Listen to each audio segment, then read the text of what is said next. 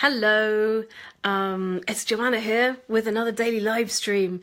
Didn't really do one yesterday. I don't really do them every day. I do try and do one most days and let myself have the odd day off for my sanity and just go with the flow of what feels right that day. Talking of going with the flow, I nearly called this video Stop or Stop Stopping or something. The last couple of weeks, you could say I've been doing very little. Hi Isabel. Izzy. Why don't I just read the name and then I have to say Isabel? Let's call you Izzy. Yeah, I was waking up every day and having this really strong feeling in my body that I had to stay still. I had to slow down. And when I sort of tried to focus on my business and take actions, it felt like there was something telling me not to. I just felt a really strong sense that no, don't do it. This is the wrong direction. And it was really tough for me to follow that instruction from my body. Slow the fuck down and trust that life is going to be good and everything's working, even when I'm not constantly driving it forwards. And it's kind of got to the point now where I want to take action. And what's happening today is, and what happened yesterday as well, is I've got so many amazing things that I could be doing. And I've got so many urgent and important, or seemingly urgent and important actions to take for my business and for my life, that I've gone sort of towards my favorite stress response, which is freeze. So we have, and I say favorite, I just mean that's what my default is. That's just what my body does. It's not by choice. When I feel overwhelmed,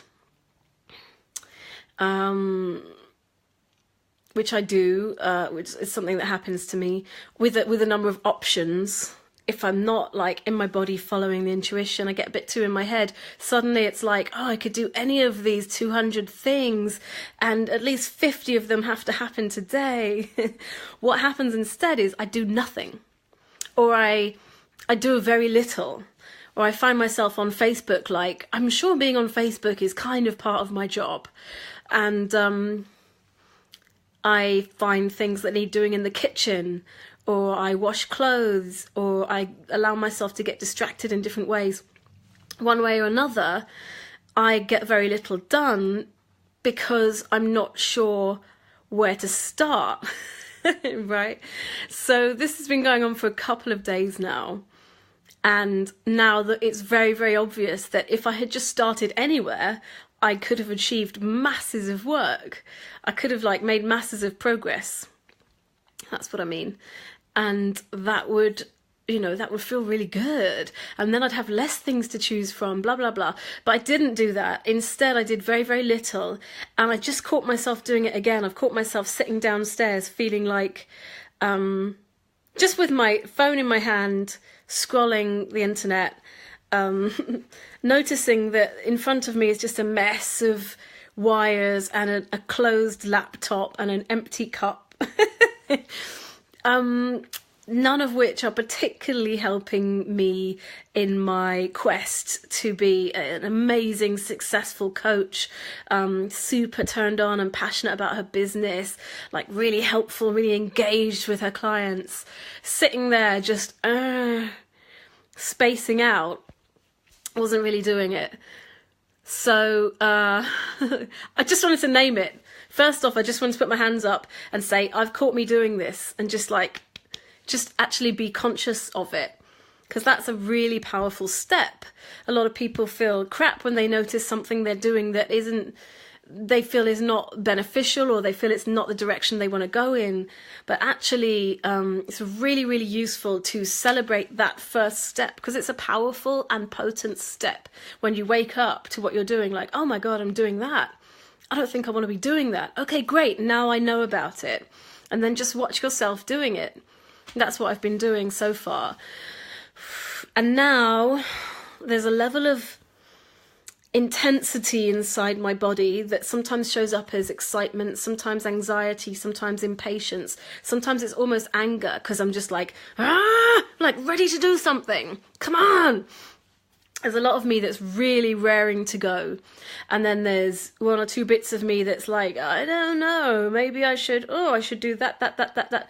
And that's just my old habit, my old way of functioning and it also comes from my years of secretarial work. What you do, or what I had to do, was just someone gives you something to do, you put it on the list, and you just create this endless to-do list. And you can't just skip something.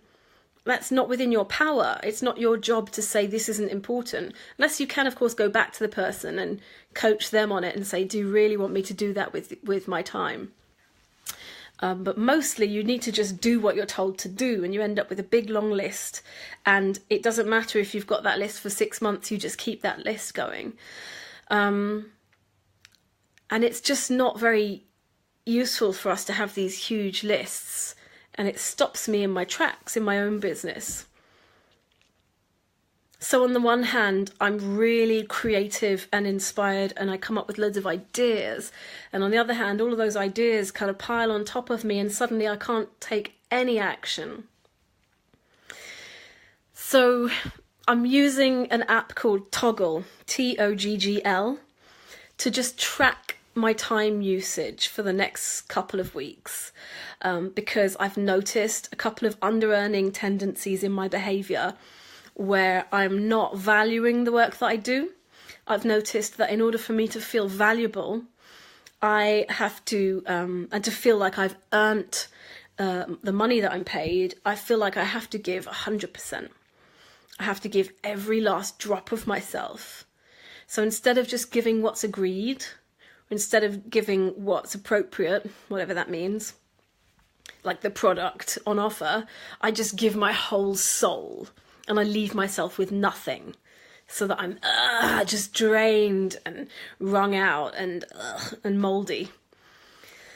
So I started measuring what I do with my time with Toggl. So I'm going to recommend that if you want to give that a try. It takes a bit of discipline, but it's really, immediately you change your behaviours. And I've realised how I flip between business and social activities. It can be, split seconds, just back and forth. It's really incestuous. It's really all sort of knitted into one thing. And in order for me to be productive, I want to have solid blocks where I focus on one thing, even if those blocks are 5-minute periods.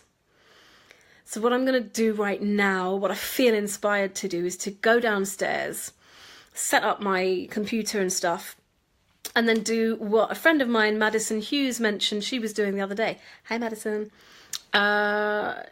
She was cutting her time into 20-minute blocks and just doing one thing for 20 minutes and then changing it. And I tried that the other day, and I had a really productive day. So I'm going to go and do that right now. I'm going to stop doing this because that's part of my time management. And I would love to know what you do to keep yourself going. Like, where do you get stuck? Where do you find yourself procrastinating? Where are you stuck in your head and sort of forgetting to be playful or excited about what you're doing? Where do you forget that you chose this, that you want this, that this is giving you something amazing? That where do you forget your why, I guess? The why behind your actions.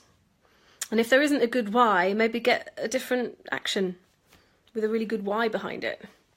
All right, let me know stuff. Where do you get stuck? How do you get unstuck? I would love to know. Have a great day. Mwah.